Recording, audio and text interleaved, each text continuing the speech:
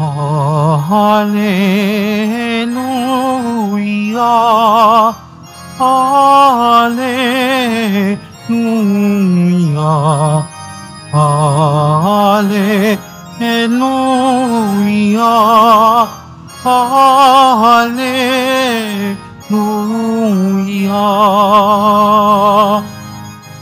Nagbibigay kasiyang pagkaing dulot ay buhay. Si Jesus na pong mahal. Hallelujah, Hallelujah, Hallelujah, Hallelujah.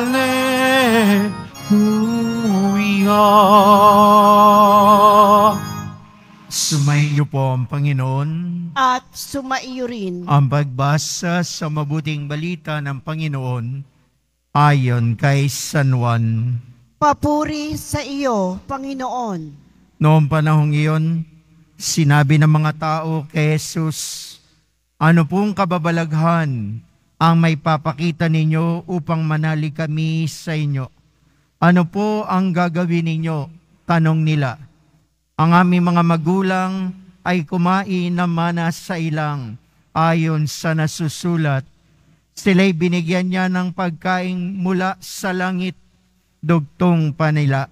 Sumagot si Jesus, "Dapat ninyong malamang hindi si Moises ang nagbigay sa inyo ng pagkain mula sa langit, kundi ang aking Ama. Siya ang nagbibigay sa inyo ng tunay na pagkain mula sa langit, sapagkat ang pagkain bigay ng Diyos ay yaong bumaba mula sa langit at nagbibigay ng buhay sa sanlibutan." "Ginoo," wika nila, "bigyan po ninyo kami lagi ng pagkaing iyon." "Ako ang pagkaing nagbibigay buhay," sabi ni Jesus. "Ang lumalapit sa akin ay hindi magugutom, at ang nananalig sa akin ay hindi mauuhaw kailanman." Ang mabuting balita ng ating Panginoon. Pinupuri ka namin, Panginoong Hesukristo. Magsiupo muna po ang lahat. Magandang umaga po sa inyong lahat. Gayon din sa lahat ng nanonood sa atin mga social media platform. Ayon po sa kasaysayan ng mga Hudyo, araw-araw umuulan ng tinapay mula sa langit nung panahon ni Moises, nung sila'y inalis sa bayan ng Ehipto o sa bansang Ehipto. Araw-araw binibigyan ng Diyos ng tinapay mula sa langit ang mga Israelita. Bakit araw-araw?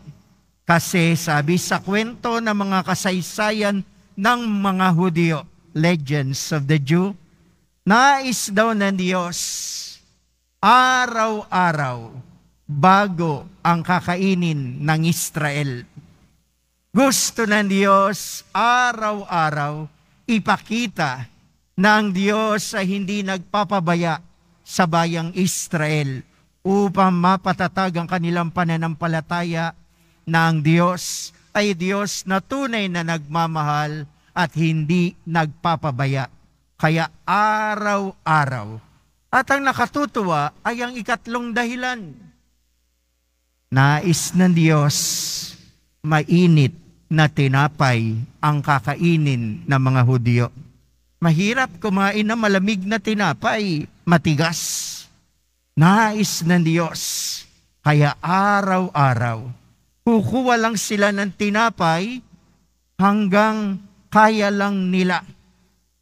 Kaya ang sumunod niyang utos, walang magtatago ng tinapay para kinabukasan. Pero may sumuway sa kanya, ang mag-asawang Datan at Abiram. Sinuway nila ang Diyos nanguha sila ng maraming tinapay, tinago nila, at tinabi sa kanilang tolda. Dahil wala pa mga bahay, tolda. Kinabukasan ng umaga, lumabas ang mga uod. Mula sa mga tinago nilang tinapay, naging uod ang mga ito na kumalat doon sa buong tolda ng mga Israelita. Kaya naalaman nila na may mag-asawang sumuway sa kalooban ng Diyos. Ulitin ko sa inyo, nais ng Diyos bago ang kanyang biyaya. Kalawa, nais ng Diyos mapatatag ang pananampalataya natin sa Kanya o ng Israelita sa Kanya sa pamagitan na siya'y Diyos na hindi nagpapabaya.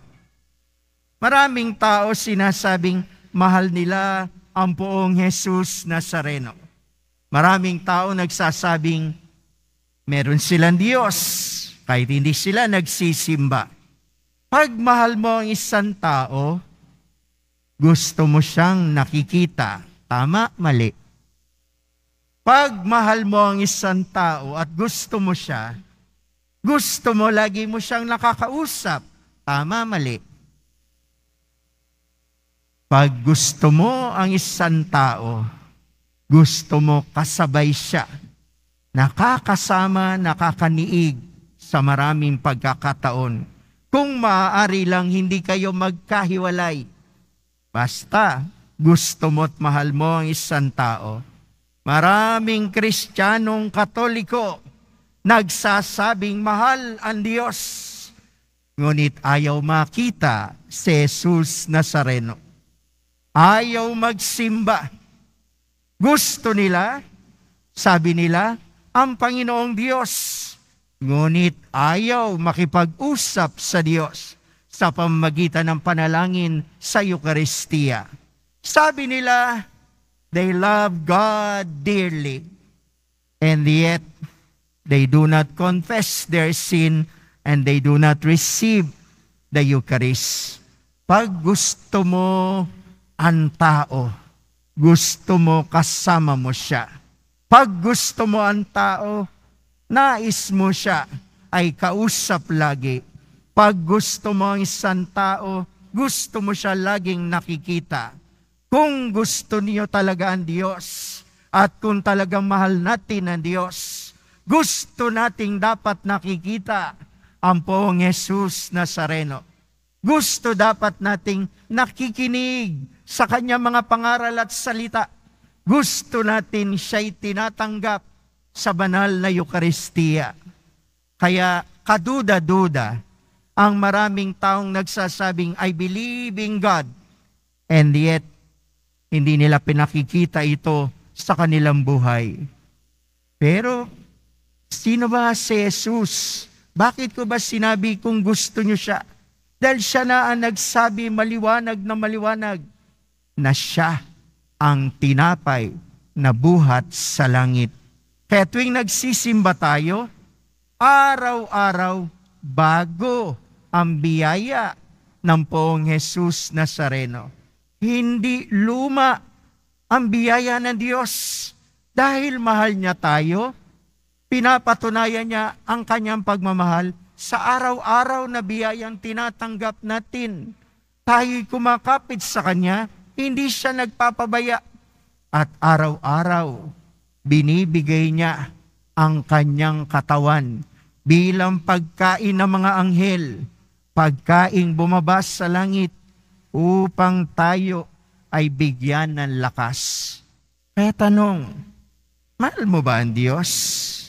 Mahal mo ba si Jesus Nazareno? Bakit hindi ka nagsisimba? Bakit hindi ka nakikinig sa kanyang salita? Bakit hindi ka nagkukumunyon? Bakit may sarili kang mundo? Hindi ka hiwalay sa bayan ng Diyos. Hindi exclusive ang Diyos para sa iyo. Siya'y Diyos nating lahat. Hindi siya nagbibigay sa iyo ng luma. Araw-araw bago ang pagpapala. Hindi siya nagbibigay sa iyo ng malamig na grasya. laging mainit ang grasya ng Diyos. Sabi nga ngayong tag-init ang mga Pilipino, kahit yata kumukulo na ang temperatura natin, hindi ba? Nagkakape pa rin tayo. At ano ang gusto nating kape? Malamig, mainit. Mainit. Ako nagkakape kanina lang umaga. Gusto ko mainit na kape kahit pinagpapawisan na ako. Diba ang Diyos? Mainit lagi ang binibigay niya sa'yo dahil mainit siyang magmahal sa atin. Mahal tayo na Diyos kaya araw-araw bago ang grasya niya. Walang luma na binibigay ang Diyos sa iyo. Araw-araw, sariwa ang grasya niya. Naniniwala ka ba? Amen? Amen? Amen? Ako naniniwala. Araw-araw na gumising ako, bago ang buhay ko. Araw-araw na dumilat ang mata ko, bago ang liwanag sa harapan ko. Araw-araw bago. Siguro kung may katabi kang asawa mo, pagtingin mo, araw-araw luma. Pero ang totoo, tumingala ka, araw-araw bago ang liwanag ng Diyos. Araw-araw ang hininga mo, bago ang kakainin mo, laging masarap bago. Ganyang kakamahal ng poong Jesus Nazareno. Mahal na mahal ka niya, kaya laging bago ang iyong pagpapala. Amen po ba? Amen. Ako, yan ang paniniwala ko. Every day, bago ang lahat sa akin. Every day, bago ang hangin, bago ang liwanag, magmimisa ako sa umaga, bago ko na namang tinatanggap ang lakas at grasya. Bago lagi ang grasya ng Diyos dahil mainit siyang magmahal sa atin. Kaya ikaw na nagsisimba ngayon, patuloy mong tanggapin ang bagong pagmamahal ng Diyos sa iyo araw-araw. Amen.